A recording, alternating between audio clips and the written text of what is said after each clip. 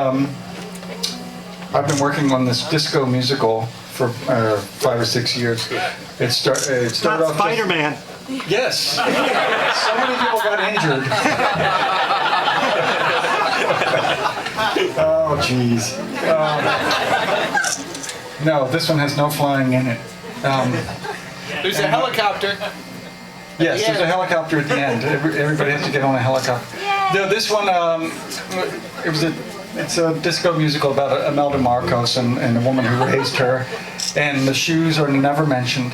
And so I wrote all these kind of clubby songs, and then I guess a year or so ago, it was put to me that I'd left some very important historical events out, and one of them is I attempted to deal with in this song, and it was called the People Power Revolution, and it's almost exactly like what just happened in Egypt.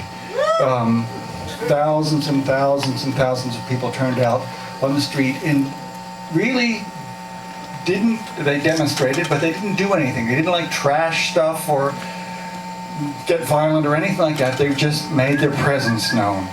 And that's what happened in the Philippines. They stood up to tanks, and similar to Egypt, the soldiers defected. The soldiers would come in the tanks, then they'd get out of the tanks and go, "We don't believe in this anymore." And they'd get out, and they'd just join everybody else. And it kind of took off, and in 4 days, they toppled the government. And in Egypt, it took a little bit longer, and in some other places, it's kind of stuck. But in other places, it also the same thing happened.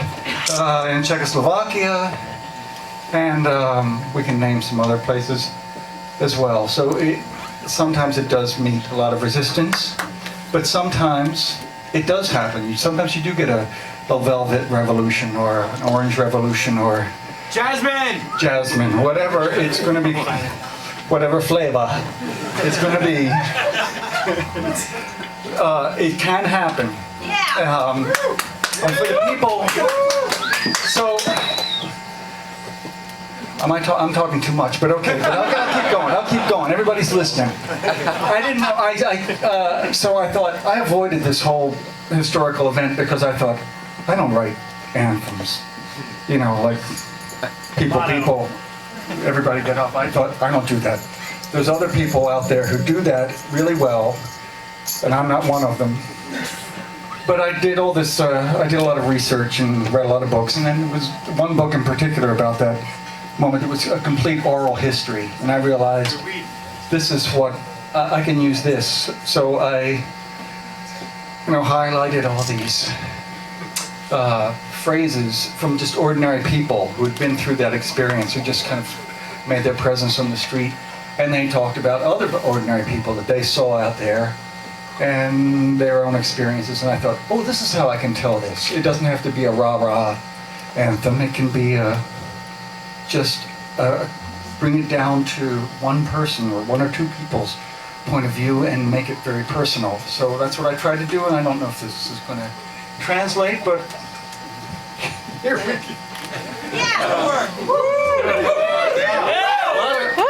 A lot of exposition there. Okay. As I left my house, as I walked out today, thought I'd walked out my marriage, thought I'd walked out on grace.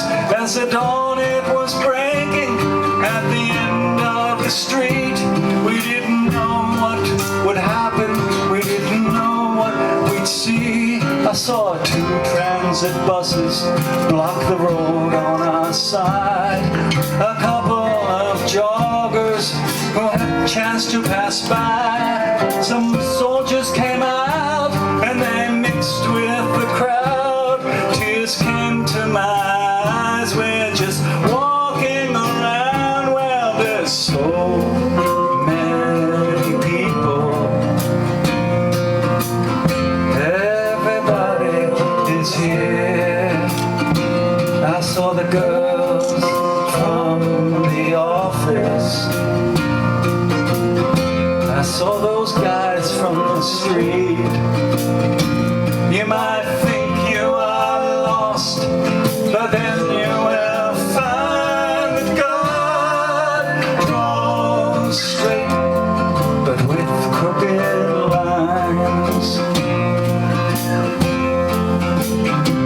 I saw a matron in white, her eyes lifted to heaven, nuns on their knees, and some who were laughing. Saw a middle-aged man and a government clerk, an Afro mestizo held his rosary up.